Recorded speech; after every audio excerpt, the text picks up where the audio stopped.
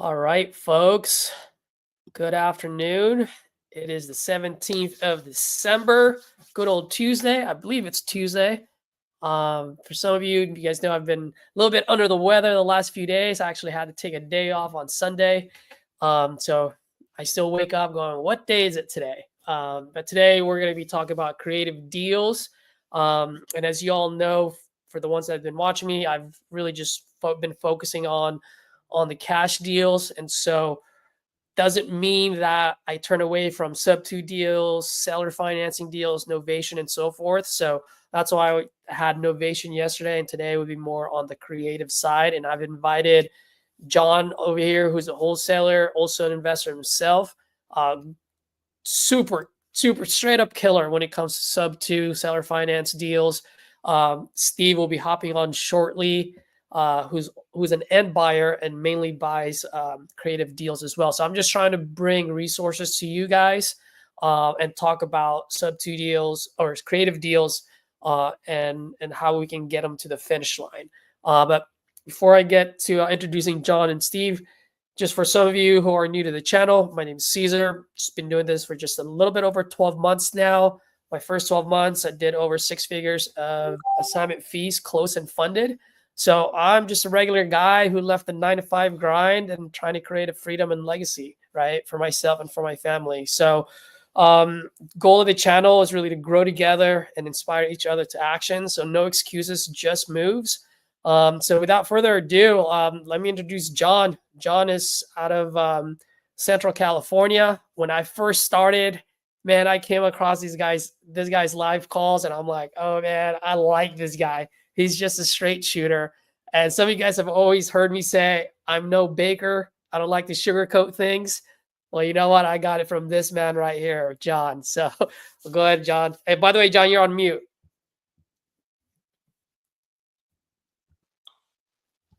We can hear you now. Okay, fantastic. What's up, everybody? My name is John Motzenbacher. Most of my friends call me Motz.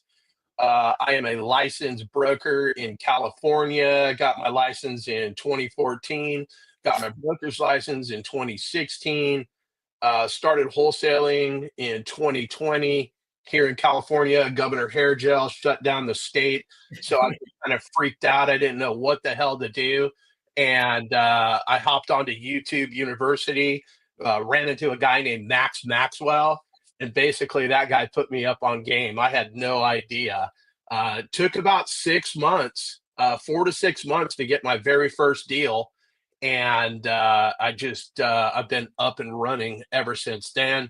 Tripped into Pace Morby. He put me up on game about the whole creative finance. So I do a lot of the, seller finance, subject to cash deals, and then on market, off market, commercial, residential, et cetera, and so forth.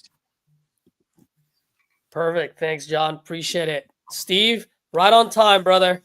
We're just introducing ourselves, so feel free to introduce yourself as far as who you are, how long you've been in the business, where you're at, and what do you do?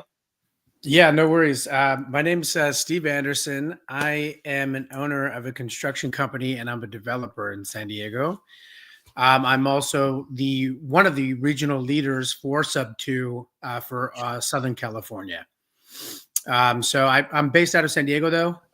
Typically these days I use creative finance to obviously we can do it for flips and stuff like that if we find them, but I usually just buy them for my own portfolio these days. But yeah, that's who I am, what I do, and where I'm at. Perfect. Well, Steve, I don't know if you know John, but John's part of the sub two as well, if I'm not mistaken. He's out of Fresno. So I see that hat. Yeah, of course, man. Yeah, how you doing? Nice to meet you. Nice to meet you, my man. Yeah. So so for today, guys, like nothing formal, just wanted to be kind of conversational, free flowing. I mean, obviously I do have some questions. At the end of the day, all I'm trying to do is just provide value for the viewers out there on how to go about creative deals. You guys know me very well. I'm kind of stuck on this hedgehog concept right now of just focusing on cash deals, right? And so am I the best person to talk about seller finance and sub two? No. And that's why I wanted to bring you guys, because you guys have done a lot more of these deals, and these are more your wheelhouse. So first question I got for Steve is, since you're the end buyer, right? Like, what percentage of the deals that you get, I'm pretty sure you get pitched a lot of times, right? Yeah. And so, like, what percentage of those deals are actual deals, and how much of it are not good deals, right? Because and I know, because I'm guilty of this. I've sent you some myself. I'm like, dude, this thing cash flows, it's a great deal. And then you come back to me with like a report, and I'm like, man, I'm a fucking idiot, And so I wanted to just have a few minutes of that conversation, right? Like why did this happen? Why do people think it cash flows when it doesn't, right? And then John, for you, I think we could just have like a free flowing conversation, because on your side, being a wholesaler, right? Like what can we do as wholesalers so that Steve and buyers can get actual good deals, instead of deals that we think is good but it's really not. You know what I mean? So I think it goes hand in hand. Yep. Yeah, I think yeah, that's great, man. I think it just depends on your exit strategy, right?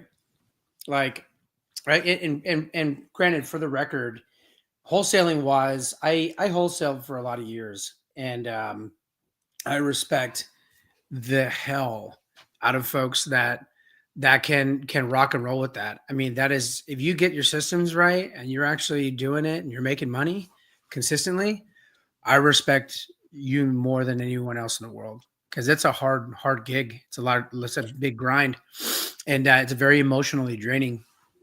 That's why I got out of wholesaling, right? It's because it's emotionally draining for me. I'm an emotional dude. I attach to energies and I absorb it, and it's hard for me to disconnect that. But I guess to answer your question, right, it's like I look at things differently than some other folks. Like, I don't care if I'm doing short-term rental, mid-term rentals, if I'm doing co-living, yada, yada, yada. I like my properties to at least have some type of positive cash flow, like as a long-term rental. And that's like my fail safe. So if the property management company that I'm using is failing, which happens all the time, right? If the the short-term rental rules and regulations in that area get a lot stricter and they go away. Midterm rental, I don't really play with that anymore. But anyways, I like to have cash flow as a long-term rental. And I usually go based off the examples that I think a lot of us are taught from the get-go, right? Which are, how do you find your cash flow first? And it's going to be through a series of deducting numbers, right? How much are you getting for your property management? Your maintenance and vacancy costs. Also, too, what state you're in, right? Like, we all know, if you're playing around in Texas, the insurance is fucked up. It's a lot over there, and different types of insurance, right? So, like, for if you are a co-living person, well, guess what? You're gonna want to have a different policy on there for co-living. So it changes for everybody. I can only answer really for me, right? If it cash flows as a long-term rental, I like to at least see $300 net, right? That's what I'm looking for personally. But some people don't do it like that. Like, if you're coming, like, because this is a wholesaling, Zoom, right? Or Streamline, right? Yep. So when we're talking about wholesaling, don't let that discourage you, because I'm myself. There's so many buyers out there that will buy these wholesale creative deals, and they don't have to be as strict as me. Some people buy them for different reasons, including tax purposes, right? They have something to burn. I got a partner, and this is a little something that I think some people maybe are tapping into, some people aren't. But I got a partner that just runs solar squads, right? They call them blitzes. They bring these kids from all over the country, and they rent houses in places like Fresno, Bakersfield, out in Chicago, anywhere, right? So when they buy properties, they're just buying them because they don't want to rent out Airbnbs anymore for their blitzes. So they don't need them to really cash flow, right? So I don't want that to deter anyone away from the creative deal wholesaling. But anyways, maintenance, vacancy costs, property management costs, insurance costs, right? And then I deduct all that away. For me, it depends on the year of the house, right? If you got a newer house, like, I won't buy anything prior to 1960 anymore. Some people do, I don't. But like I'll just chop off anywhere from 26 to 27% of the gross rent of the rents off top. I'll take that right off the top. Wait, And then say that again. Say that again. I'll take 26 to 27% off of the rent. Got it. Okay. So like if the rent is $2,000, I'll take off 26, 27% right away For maintenance. for all my costs. For all right? your costs. Okay. Okay. Yeah, because typically with property management companies now, I negotiate them. I mean, I'm not getting a game buster deal here, but it's anywhere from 7 to 9% for property management. That's really the only one I can negotiate. And then insurance is insurance. You can't really, can't really play around with that too much. But I'll take 26, 27% off the top. And then I'll kind of understand what the rents are going for in that area, what I can push it for, and go from there. Got it. Got it. Mhm. Okay. Yeah, and you brought a good point too. Like that's you, right? So just because it doesn't cash flow doesn't mean it's a dead deal. No way. You just got to find the right buyer. Yep. So then now it's about how do you market that deal? Like if you know it's not cash flowing, just say it doesn't cash flow. Just say like who would be a typical buyer for this deal and market it that way. So that way that type of person when they see it's like, oh, that's my deal. You know what I mean? And then someone like you, Steve, would be like, all right, well, it's not a deal for me. I don't want to waste my time on that. Yep. And check this out, right? So like I've been getting a lot of people calling me from the NOLB, No One Left Behind Challenge, and bringing deals to me saying, hey, what do you think about this? And, I was in a conversation yesterday with one of the people in Southern Cali, and good conversation popped up, right? You got to know your hood. So like, for example, they've got a couple deals, right? One's in a part of San Diego that has no business really, doing short-term rental, midterm rental, Yeah. even from a development standpoint. You don't Yeah. even want to develop. You don't want to develop there either, right? And understanding the neighborhoods well enough to know, hey, and they're all creative deals, right? Skyline. Yeah. So like, well, this one's in like, Skyline, any kind of like deep hood, Yeah. that are outside of, and don't get it wrong, there are some really significant ghetto neighborhoods in San Diego that are prime for development right now, right? Sure. So like a guy like me, I'll buy in Barrio or Sherman Heights, Yep. Under creative finance all day. I don't really care about the cash flow too much because I'm just holding on to it until I get permits and plans to get a construction loan to wipe it all out, right? Yeah. So Yeah. like I know that, hey, that might not cash flow, but it's in the right specific zoning for my area, so I can buy it as a developer, right? And then, he had another one in PB, right? That was like a 2-bedroom, 2-bath condo, does not cash flow. I don't even know what the ARV is. But the reality is looking at that, he's like, I don't even know, should I just drop it? I said, no, man. Like this is in Pacific Beach, right down the street from this area. What are the HOA guidelines, right? Can you do short-term rental, midterm rental here? He's like, I don't know. I'm like, we'll find it out. And then also, you look at your homestead buyers, right? Because I've done a lot of wraps too, right? So look at your homestead buyers, man. San Diego, people want to live everywhere in San Diego, but they can't afford it. That's right. So, you could take what would be considered a high assignment fee for a property like that in a lot of other states. It might be low for Cali, but it'll be high and relative to where you're at. Take an assignment fee there and then, assign it over to an investor that's going to live there, right? I wouldn't live there. I don't want anything to do with PB. My daughter's 17 years old. I don't want her in that area. Like, hell no. But anyways, long story short, knowing the areas and knowing which buyers would buy that, by knowing where you're at geographically is like super important. Because now look what happened. I just on Facebook last night, and one of the guys was like, "Oh man, I'm looking for a 2-bedroom condo to move into. I got X amount. I need it to be next to a coastal town." I'm like, "What about PB?" He's like, "Yeah, sure."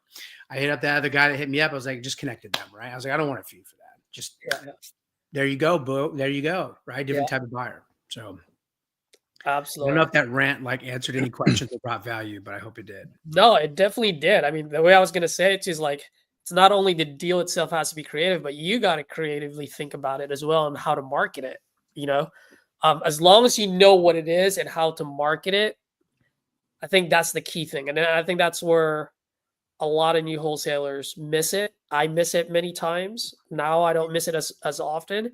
But before I totally have, because I just didn't know. It's just more like, hey, the numbers seem to work. I got it. I negotiated the best that I can. Now let's try to move it. But knowing people like yourself who can analyze it and go, hey, this is not for me, but someone like so and so would buy something like this, you know. And you're doing What are it your virtually too, right? So like, guys, like I was a virtual assignment pusher as well at one point in time, right? In neighborhoods that I've never been in before. I'm sure like you guys have done the same. So it's like, but if you don't know those areas, you're going to miss out on these type of opportunities. So like, that's why I like the fact that a lot of people converted to talking to agents, right? Because if you find the right agent who's not a jerk, like he'll tell you the world. Yep. He'll tell you where to stay away from and hey, where are the developers at? Hey, where are the hospitals at? Is there a lot of MTR activity wherever, it's hard if you don't know where you're at. And if you're virtually wholesaling, which I think a lot of people, correct me if I'm wrong here, but a lot of people that would be on this channel, they would be like virtual wholesaling, right? Absolutely. Learn your hood, man. Yeah. Learn your hood quick. Learn your hood. John, what are your thoughts, man? Being on the other side, wholesaling it.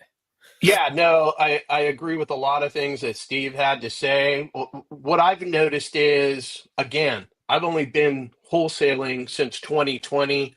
What I noticed is the way the market was, I could put anything up in 2020, 2021, 20, and the buyers would just flock to it. Now they've got their ass kicked for so long, they've kind of returning the favor, like, hey, that's a garbage deal, like blah, blah, blah, blah, blah. But what I've come to realize is there is absolutely a pig for every barn, period. I no longer, I mean, you make valid points. You should know this, you should know that. But if I was a waiter and I had lobster on the menu and you came in and you ordered lobster and you wanted mustard all over it, that sounds horrible to me. But if you're willing to pay for it, I'm going to shut my pie hole. Like, you decide whatever the deal is. So I'll present a deal and we could chop it up however you want. Like, just because it doesn't work for a long-term cash flow in a normal situation doesn't mean that it won't work for a pad split, the co-living, residential assisted living, sober living. Like, with the way the interest rates have been, yes, creative financing has been a savior to help some of these sellers get out of their situations and whatnot. But I mean, there is absolutely a pig for every barn. And I just basically throw it out there and we try to figure out, hey, how could this work for you? Yep, I absolutely. like that a lot. Pig for every barn. I'm going to use that today.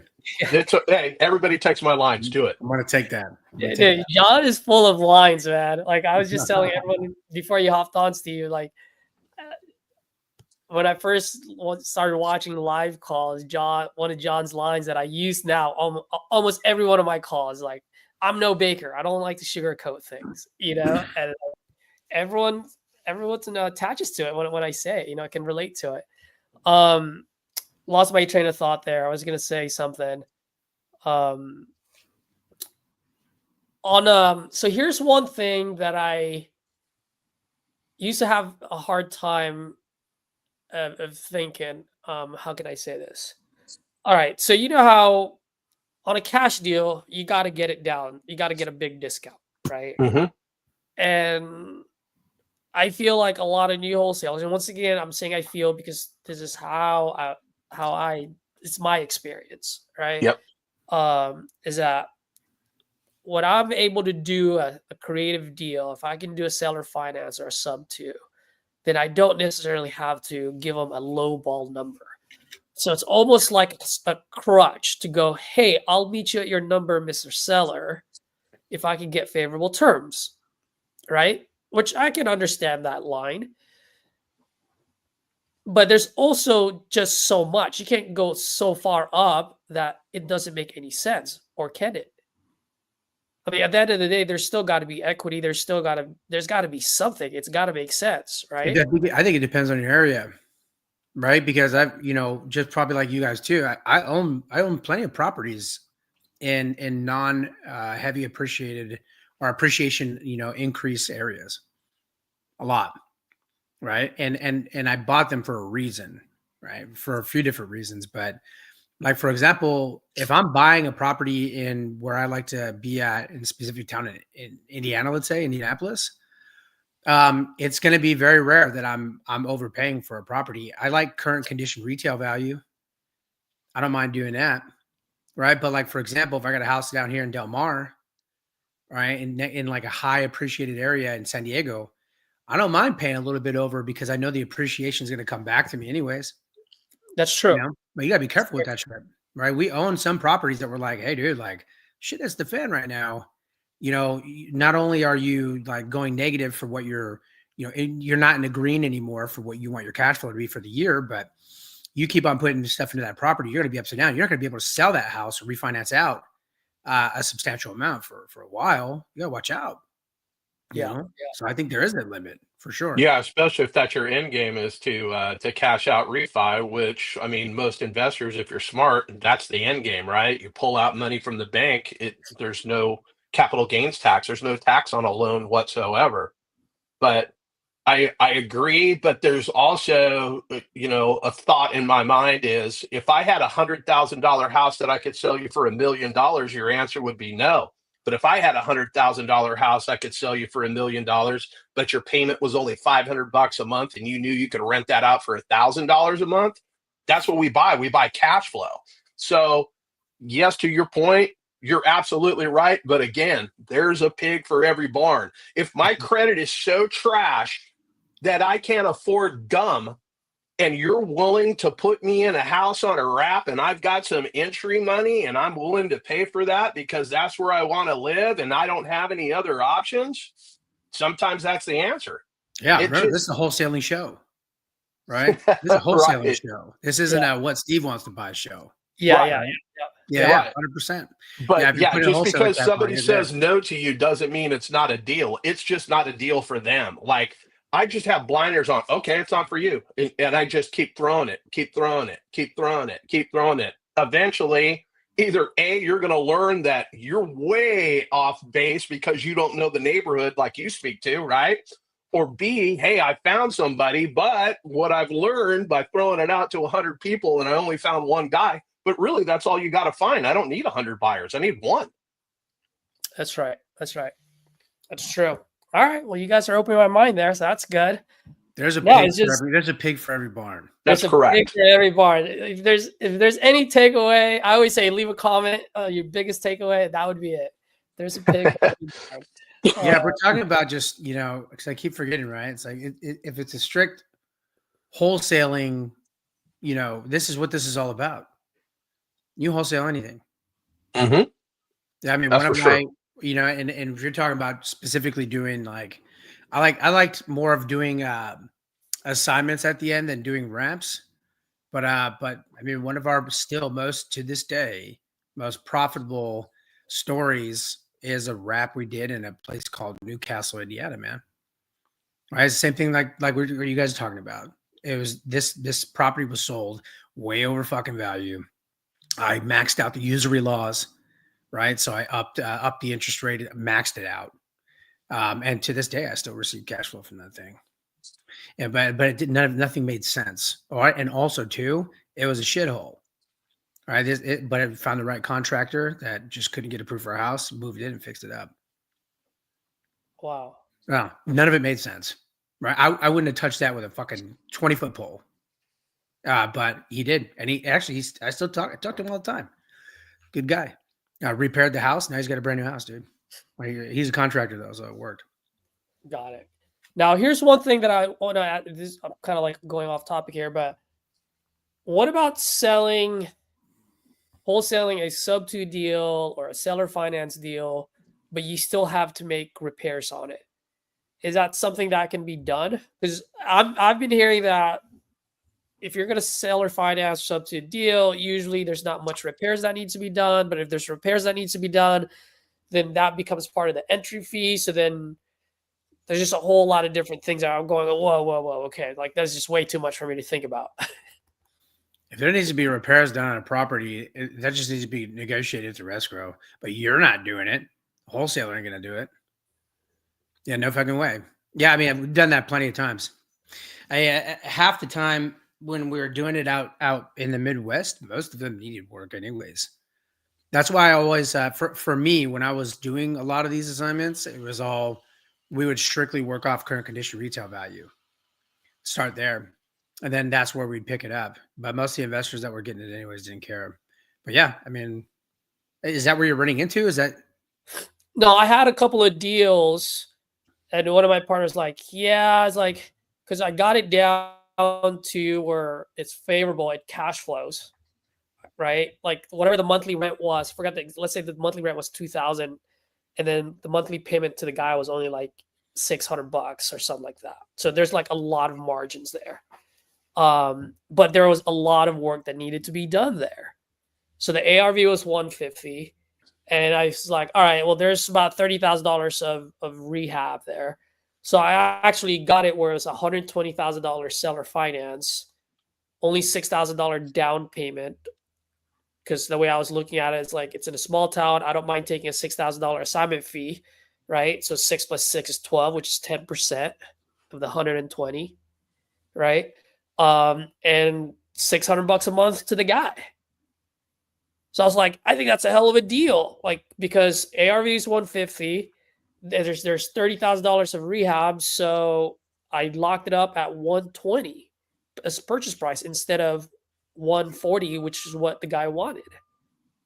And so the common feedback that we got was, yeah, you have it at 120, and yes, you're at 10%, yes, and that, but there's still rehab that needs to be done. And I'm like, well, that's why I took it down to 120.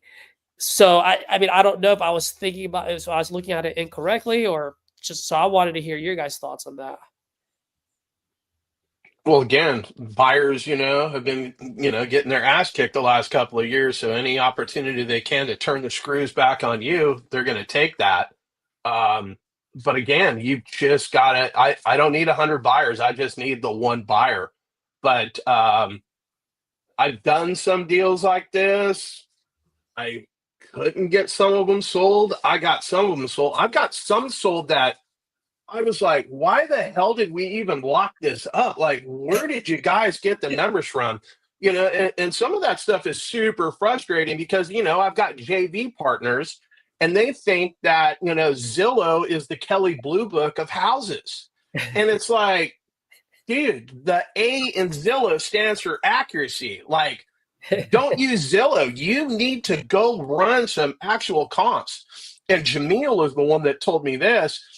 You want to compare apples to apples. You want those apples in the same orchard, preferably on the same tree. So the closer to your subject property, like that's what you've got to go, get done. You've got to find real comps.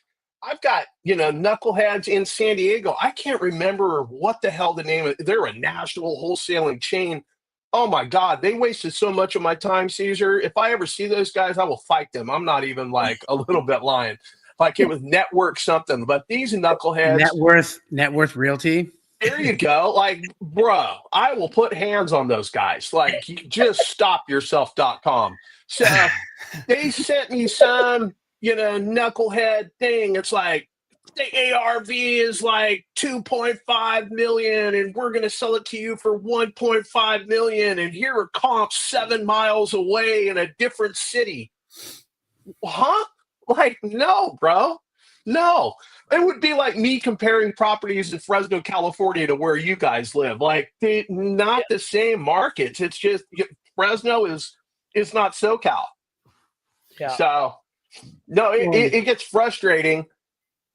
I want everybody to go out and succeed, but there are so many gurus out here that just, I don't know if they've ever really done a deal. I think a lot of it is like, hey, I'm regurgitating something I saw from somebody else, Like I respect RJ Bates. I like his style. I always have. Pace Morby, and I'm not going to name some of the other folks and whatnot, but some of these guys just, you're not doing deals, bro. You're not. You're selling a course, How do you make your money? You make your money selling a course. You're not out here on the phones, grinding it out every day, like getting your ass kicked. Like it's not realistic.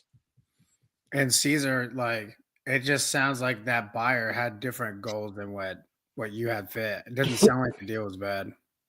Yeah. Yeah, well, if you're giving them current condition retail value, right, from a creative finance standpoint, That's great.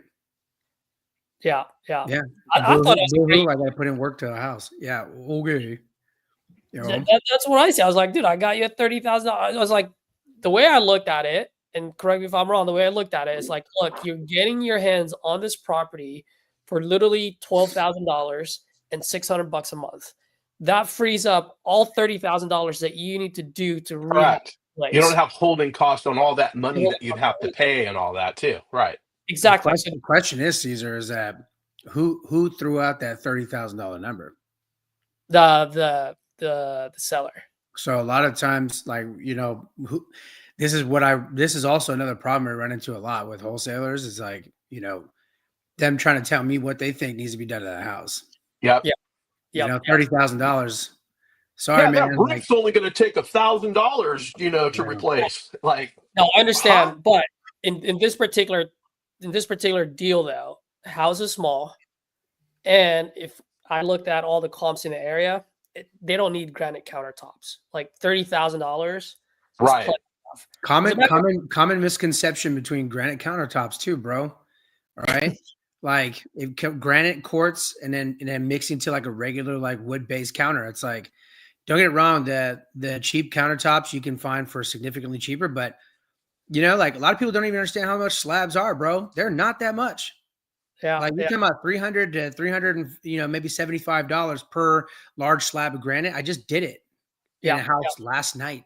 Yeah. But Steve, isn't that why you want to put those kind of fixtures in? Because in my mind, when I walk in, it's oh my God, it's a nice, you know, it's granite, it's quartz. Like, doesn't that raise the value in my mind as a buyer? As an appraiser too, right? There you go. But it depends. It depends what your goal is. You know, like if my goal is to buy this thing as a cheapo rental, right? You're not going to do that. I'm not doing granite. I'll probably, if I'm going to do anything, it'll be quartz. Right. Tile floors. But the pricing is like the common misconception. Like people, you know, the granite countertops is not that much further if you have like good crews doing your work. But this guy, like, you know, if you got a buyer that didn't want to put in the money to get it to its after remodel value, then there's something going on behind the scenes that was probably happening there that they were complaining about. That's why I thought maybe you were saying the buyer said, "Oh yeah, it's going to take 30,000," and then you go do the work, you get it decreased by 30,000. You're like, "Hey, what's up? Got it decreased by 30,000. You good with this?" And they're like, "Oh, wait a second. Yeah. No, I know what you mean. And also too, like if I were to look back at my notes, and I'm just remembering it now, like the seller was saying 10. I'm looking at my calculator based on the square footage. I put 30. So that's why I went for the $30,000 price drop. That being said, that deal ended up being one of the hairiest deal that I ever done, because there was a solar panel on it, and he thought it was already paid off, but it wasn't. And so it went from $120,000 seller finance deal down to $45,000 cash deal. And it happened because no one wanted to touch it because of the solar panels. Sure. The solar company, the UCC lien on it and so forth. So I was like, oh my gosh. Finally, they actually had a lien on it. What's up? They had a lien. The solar panel. So what happened was the solar panel got sued because they were scamming a lot of people. Mm-hmm. So the seller said, oh, because we won, the solar's already paid off. But it wasn't. It's just the debt got pushed to another solar company, which is a big solar company in Texas. Got it. And so Good Leap, I think it was. And so we called them. I mean, Title obviously saw that there's a UCC appliance lien on it. But what we found, and dude, I'm no lawyer or anything, but this is how Title explained it to us. It's like it's a lien on the solar panel, not on the house. Yeah. So they can repo the panels. They can repo the house, but they can't repo the house. Right. Yeah, they stopped putting liens on houses a long time ago. So I was like, wonder how old yeah. So as long as the buyer understands that, and the buyer understands that the title insurance doesn't include the solar panels, and the seller understands that the solar company can still go after the seller, not the buyer anymore, because the solar would still be under the seller's name. Signed with the seller. Yep. And so as long as everyone understood that, then we were good No to go. problem. Right. And the seller was so pissed off with the whole solar thing. It's like, bro, I'm 85 fucking years old. What are they gonna do? Fucking damage my credit score? Who gives a shit? Yeah. Tell them to take it down. Sell this Mhm. fucking thing. And so we ended up selling it. But Solar can be a nightmare for sure, bro. Absolutely. Like I had a deal on market that I sold as a realtor. We're supposed to close on Friday. Something happened, so it had to wait until Monday. Monday, I show up. We're going to do the final walkthrough and whatnot, make sure everything's good. All the solar panels on the top of the house are gone. All of them. They just took the whole solar. No. So all you have is the brackets. I'm like, yeah, needless to say, that was a problem. wow. Mhm. Yeah, solar's a pain in the butt, man. It is. When we see solar panels, as soon as we open escrow, it's like that's the first thing that gets worked on. 100%. Yeah. And then a PPA, it's like, oh my God. Those Like, PPAs in Cali, I mean, that's all they do out here. that's it. Like, no money Yeah. out of your pocket. We'll just throw it up there. We'll be buying your power for cheap. Yep, let's throw a Tundra on your roof. Right. Like, that's And already then cost- and then 3% increase every year for 25 years. Like, Yeah. huh? Yep. Yeah, dude, solar just makes me cringe. I love when those guys come knock my door and I just get to verbally battle with them at my door. My wife just gets so upset with me because I just tee off on these guys. Oh, it increases the tee off value of on your those house. people. I don't tee off on those people, but just like with phone calls that I receive, I'll talk with them. Oh, And yeah. if they're that fucking good, I'll try and Yeah. recruit them. Oh, Yeah. I want exactly. I want to Yeah. spar with somebody that knows what the hell they're talking about. Yeah, if you're good, hey man, I'm not interested in your solar panels, but I know you're out door knocking every day and whatnot. You see any rundown properties? Here's my contact information. I'll make sure you get paid. Yeah, I Yeah. brought guys in on the squad. Like guys, Solar you guys need are the quit that guys to job. go get. If you can get them, Yeah, I'm you're like, out there knocking anyway. Yeah, I'm like, you need to quit that job. You just come work Yeah. for What are you doing, bro? me. Exactly. You're ripping people off. Go help people. Yeah. So guys, I always want to try to make it as simple as possible for people. And I don't know if we can be achieved here, but I think you can. So obviously, if you can create a deal where it cash flows, that obviously is the best way to go about it, because then it opens up multiple strategies for you, right? Yep. So let's say the place can rent out for $2,000 a month. Let's just assume that. Okay. If it's $2,000 a month, where do you want the PITI usually to be at? Half of that? The simplest answer is as low as it can possibly go. But I mean, I like at least a $500 spread because I can sell that. Because I can basically go to a guy like Steve and say, hey, I got a $500 spread. You're usually about $300 with, your insurance, et cetera, and stuff, where you think you can make this thing work. And either he can or he can't. And I'm on to the next pig. You're the next pick. I gotcha. If it's I'd say if it's a $2,000, if it's $2,000 gross rents, and if they do have a mortgage left on it, if they can land at a mortgage around like $1,000 to $1,100, I'd rock it, because that would leave me at roughly $480 to $380 net if there's no HOA or external expenses.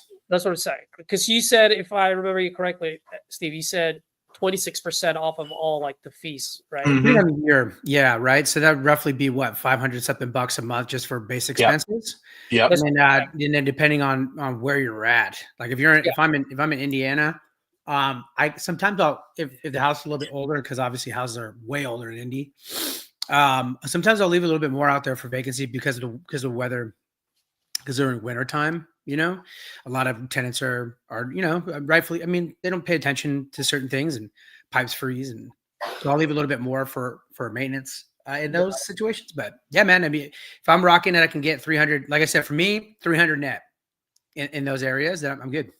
Got it. Okay. All right. So I mean, that's how I've been kind of looking at it lately. It's like just slash it in half, because then I still have that extra half to make, for maintenance fees, capex, all the other stuff, right? Well, calculate it out, right? Realistically, how many of those do you really come across, Caesar? like where Well, it's no, half. that's why I get Really? away from them. I'm like, I'm just straight up cash deal. Like, no, I don't know. That's what I'm saying. But like when I'm talking to someone, the way I'm looking at it right now is like when I'm talking to someone, if I let's say if it's on a sub two deal, if their monthly mortgage, their PITI is $1,000 or less, and I can rent it out for 2,000, I'm like, okay, I've got a deal here. But if their PITI is like, let's say 1,500, Yeah, it's tight. bucks, and then rents only 2,000, I'm like, ooh, that's a really, really tight, right? It's So tight. I'd rather just do a cash deal or innovation than a sub two deal. Well, That's what I'm get trying to get. get to your decision tree, right? And if you don't have one, you got to make one. Keep it simple, Okay. right? Because like that's what I do. If when I was specifically, handling assignments and wholesaling, I was like, does this thing cash flow traditionally? No, it doesn't. Okay, well then I go down this road instead. Yeah. Right. Because I used to know a whole wing of buyers that I used to call kind of a funny name, but I used to call them lease option pimps. Right. So these guys will buy those properties and just lease option, dude. Mm-hmm. Like Yeah. they don't care about the cash flow. Yeah. Right. And that's why, like what John was saying, right? It's like there's different strokes for different folks, man. So like if it turns out it doesn't cash flow traditionally, move down the next one. See who's in your buyer pipeline. And that's why I think one of the biggest reasons why so guys, just for some context, right? When I was running a wholesaling operation, at one point in time, we had $30,000 in expenses monthly, right? For me, that was big, right? Some of the guys that I know they're like, oh yeah, it's funny, it's cute. But for me, that was big. I was like 30 Mhm. grand a month I got to come up with to just base my monthly nut, right?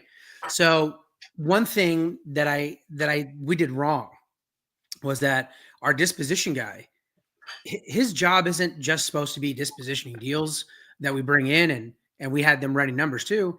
His job's to fucking stack the buyers list. That's right. Yeah. So every single Yeah. day, guess what, buddy?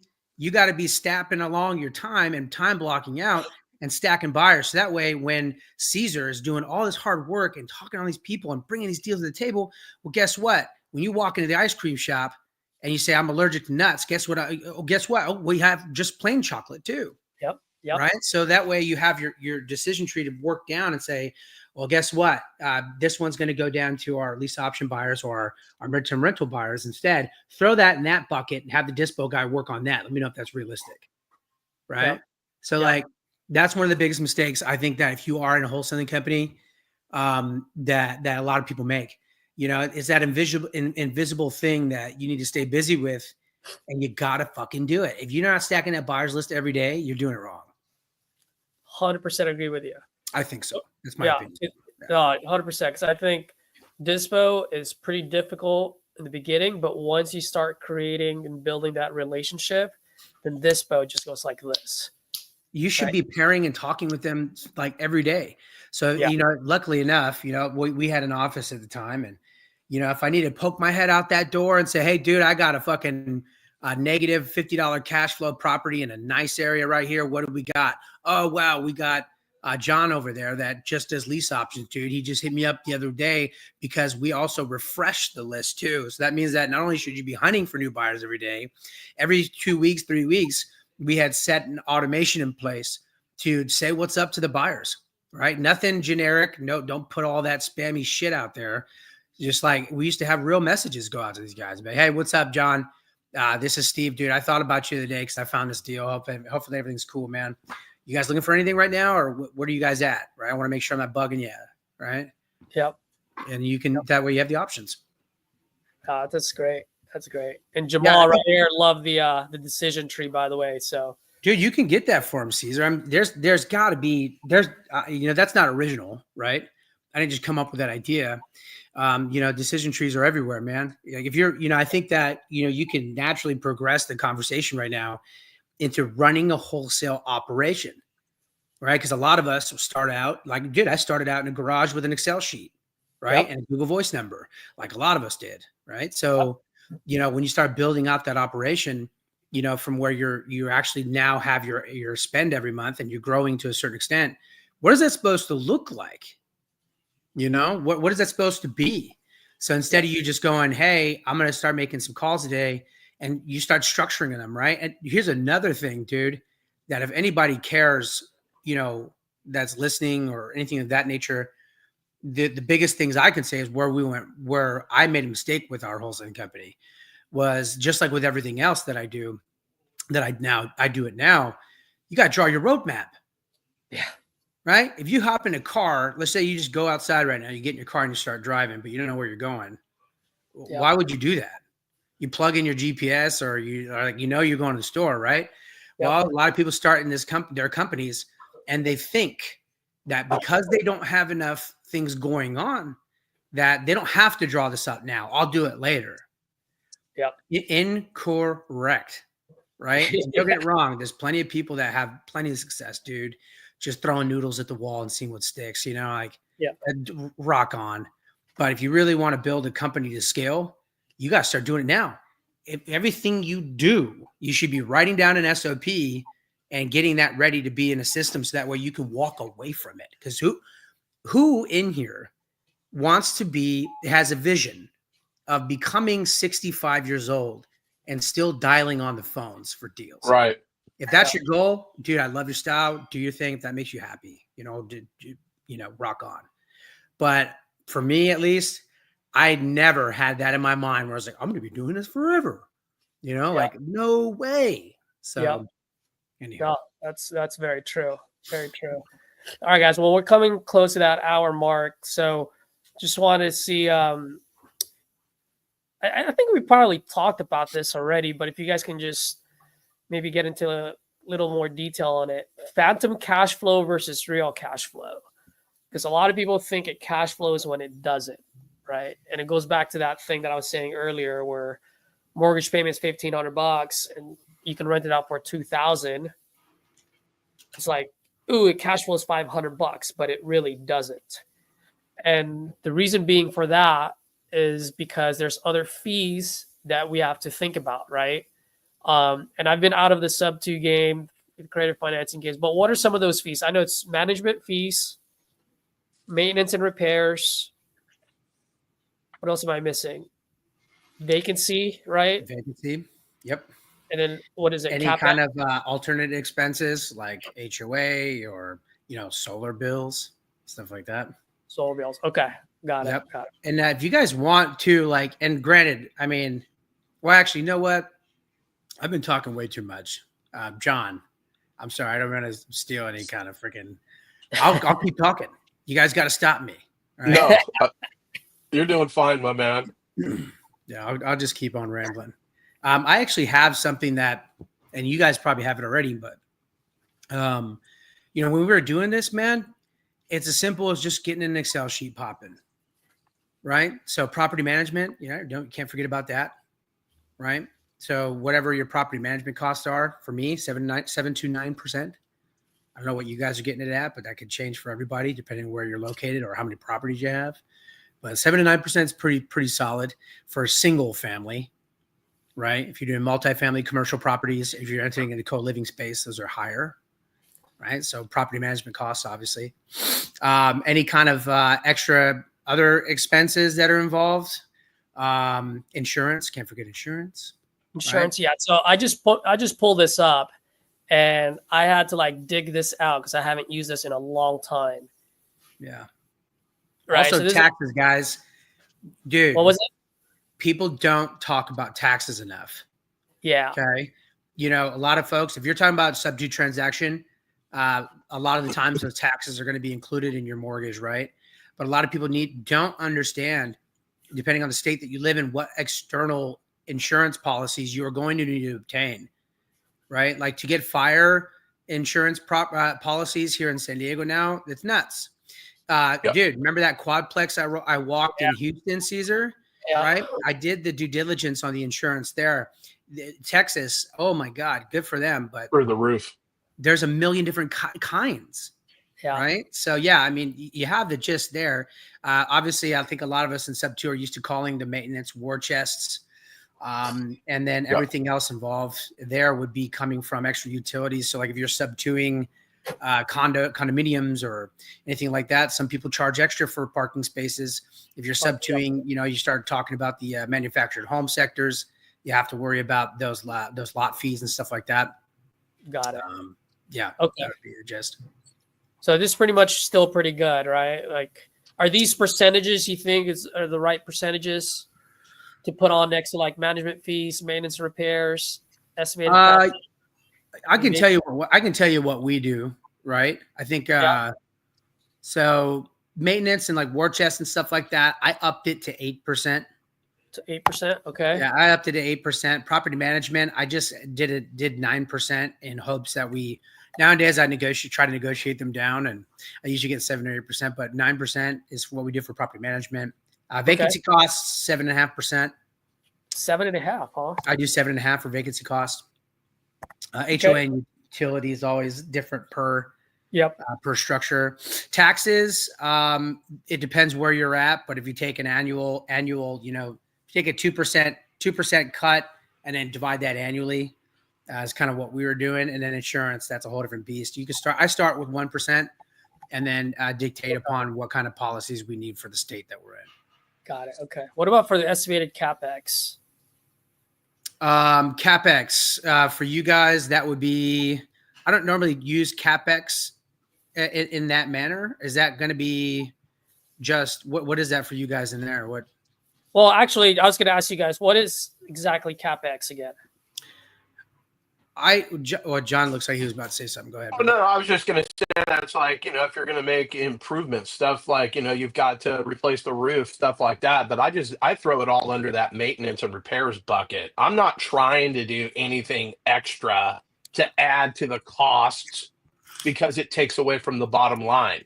And you got to know, you've just got to have multiple exits in today's market and whatnot, like I've really started driving down the residential assisted living facilities, sober living. Like you can make, a house that doesn't work for everybody else. That could be a great exit for you if you can figure that out. I've got a guy that bought a house for $250,000, got a company to sign a $25,000 a month lease with him for 5 years with 2 triple net lease. So they're taking care of all the taxes, the insurance, the repairs, the everything. And basically he took that down, had a commercial appraisal done on a residential property. It was a 30-bedroom property. The bank said, based on this, the house was worth $1.2 million. Here's $800,000. He put a sprinkler system in and whatnot, and he nets $13,000 a month. Like that's not something you hear about every single day. Like that's kind of a unicorn, but I've watched this guy do it multiple times. Awesome. Yeah, CapEx wise, just like what John was saying, for single family properties, I lump that into maintenance and repairs. Now, if I'm talking about a commercial property, then I'll start using CapEx. Yeah, it's different. Yeah. Yeah, because you got tenant improvements and whatnot. Like that's a different animal. Yeah. Yeah. Okay. And then capital expenditures, when you start using them in different modes, like commercial properties rock on, but you can use CapEx. You can use that terminology in business in general too. So like for a construction company, right, we have a specific CapEx that we use, different, separated from OpEx, right? But for single family properties, we load them up into maintenance and repairs. Okay. So you said earlier all of that, you pretty much just put 26%, right? That's all you do. Depending on the age of the house, right? If it's an older house, I'll go a little bit higher, just to throw in that buffer. Okay. When you say depending on the age of the house, like where's that line? So like, I don't buy anything before 1960 anymore. Okay. Originally, like when we started walking properties in Indy, and this was pretty cool. Because I was walking in houses, I was like, this is totally haunted, right? There's no way that this property I'm walking from 1894, somebody would die in here, right? Right. We started really understanding what happened after the wars. So just like how you can understand how there was a drywall shortage, and specifically in Florida, there was this huge drywall shortage. You started buying drywall from China. I think it was circa 1976. I could be wrong on the year, but close to it. And this drywall that China was selling all these folks, after a while, starts smelling like sulfur, right? So like you start looking into the materials that we didn't have in certain decades in Indiana. Mm-hmm. If you look at, there's a lot of the floor joists, right? In a lot of houses in Indiana, you'll cause a lot of sloping. It's because we didn't have the materials to build the correct floor joist sizes, right? Another example, if you have walls that are sagging, like look like sagging skin on a wall, that's because we didn't have drywall. They had to makeshift it, right? Another thing to look out for in the Midwest is sewer lines. So like, the sewer lines, dude, they would make these out of like industrial paper mache. Yeah. Okay. Like, I don't want to say paper mache because it wasn't flimsy, but like it's industrial. Yeah. So that's all that's flushing out all your stuff. So anyways, we stopped buying circa certain years in those areas because you just really can't tell. And if you're moving and grooving like you guys are, if you're hustling and you're moving property to property to property, it's like you can't get an inspection on every property like that. Yeah. No, 100%. Well, John, I got a question for you because it is a wholesaling channel, but I always like to have end buyers on the call though, because at the end of the day, our clients are you, Steve, right? Like you're our customers, the end buyer, right? And so that's why I wanted to kind of see it from your lens. But John, if you don't mind, you just talk about like how do you structure? And I know this is a heavy loaded question, so you can go probably for hours to answer this question. But like, how do you structure? How do you get into a creative financing deal, and how do you structure it where it's okay? It's something that you can rock with. Well, the number one thing is you got to have buyers that not just guys that you met on Facebook and whatnot. Like you've got to really know these folks and whatnot, because what's not talked about a lot, and I've had this happen a couple of times, I put a deal together with a seller, and then the buyer that I sell it to just stops making the payments. Well, who do you think the seller's going to reach out to? Me. It's my name. It's my reputation on the line. And then, I got a $20,000 paycheck, but now 6 months later, I'm drug right back into this thing, like, hey, you told me this, and this, and now this is happening. That's my biggest concern with wholesaling creative deals. You've really got to understand who your buyers are. And I'll be honest with you, I've got, a majority of my buyers right here in my phone that I can like just call up and have a conversation. A lot of my closing style is, if I can do this, would you do that? If I could sell you this house for $100,000, would you buy that? I basically have the give and take. I've got a good enough relationship with my guys, and those are my guys, and that's just it. So I get text as a realtor. I get text messages. I got one yesterday. Hey, we're buying stuff in San Diego. Well, duh, who isn't? Okay, like there's nothing magic about you. I don't know you. Like, I go, I've got a couple of buyers that I work with. Well, why don't you make it a hat trick? Because I don't know you. Like, you've got to buy some shit deals from me to get the good deals. That's reality. I go to my top level, then I've got a second level, then I got the knuckleheads that I've met on Facebook. Yeah. No, I'm so glad you brought that up, because that is one of my number one fears, is like wholesaling it, and then they're married to that buyer is married to that seller, or that seller is married to that buyer, and if something goes sideways, first one, my reputation. My name means everything to me. Like, that's the number one thing. And I've had stuff fall apart, and I've got to go, reclose everybody. Yeah. So I wanted to bring that up too. It's like, you got to know your buyers, because if you're just selling it to someone that you find on Facebook, it can bite you in the butt, and big time. And it might not be worth that $5,000, $10,000, $20,000. No. With that type of headache. So yeah, perfect. Well, guys, I know we're getting there. So lastly, Steve and John, like, how can people JV with you? I guess that would be for you, John. Steve, how can they send you good deals? Is there on, was it StreamYard? How do you, well, I guess you guys can just reach me on IG. We obviously, I'm just like, probably like everyone else, we have links for everything, right? Yeah. You know, if you You guys, can put it in the comments, by the way, Steve. I don't know if you can oh, is see that, will that reach everybody? Okay. Yeah, where it says Yeah. comments. Yeah, I'll It's- send out. I'll just send out my IG, man, and by all means, guys. Another thing too, for me, like I said, I develop and I do construction here in San Diego. So for me, I'm looking for development opportunities. So if you guys have anything out here in San Diego, even creative wise, that could really work, and could get you a bigger payday too as a wholesaler. So I'm looking for that kind of stuff. And then, you know, by all means, I help wherever I can. So if anybody has any questions about any of the stuff, it's literally my obligation in the creative finance world for Southern California to help you. So, you know, you give me a call if you want to talk through some things or anything of that nature. And hopefully we can, you know, take care of you guys. Yeah, and you can fill out my JV form if you wish at sniperforhire.com, sniper _for_hire on most of the platforms. I mean, you guys can reach out to me. I love to talk real estate all day, every single day.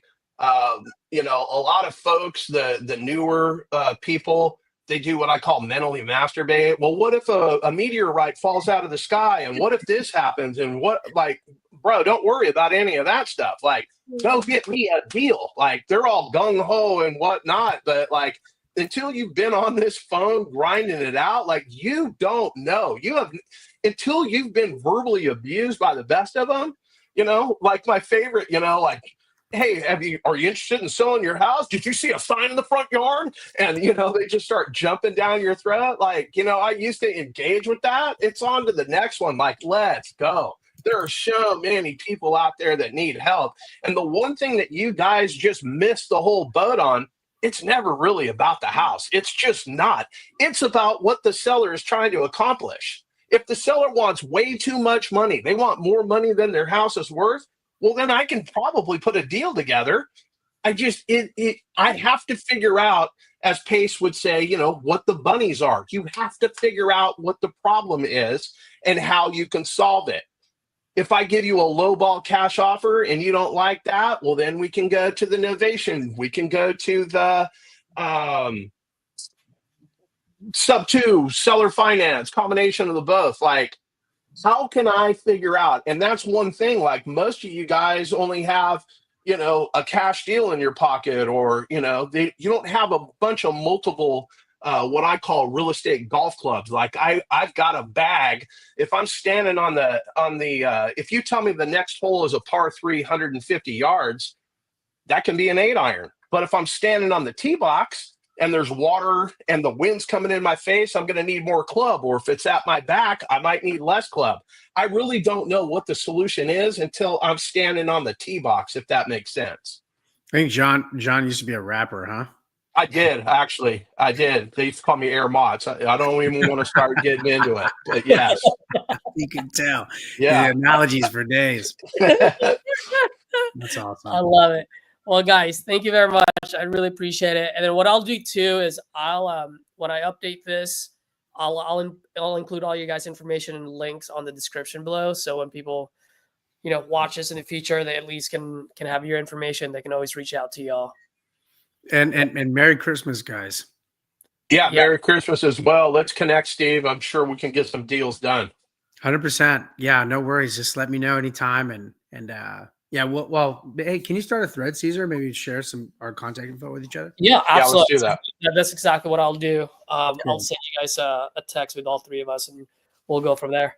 All right. Appreciate the opportunity, guys. Gentlemen, let me know if you guys need anything.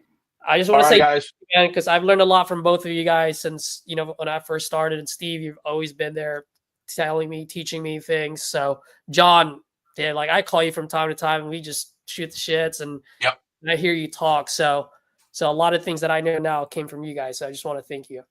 Dude, I appreciate you. I love your show, man. Literally. Thanks. Yeah. You got a great camera energy, and keep it moving, man. I hope so. Don't stop. All right, brother. Thank you so much, guys. Happy holidays. Have a good one. Thanks, you guys. too. Later.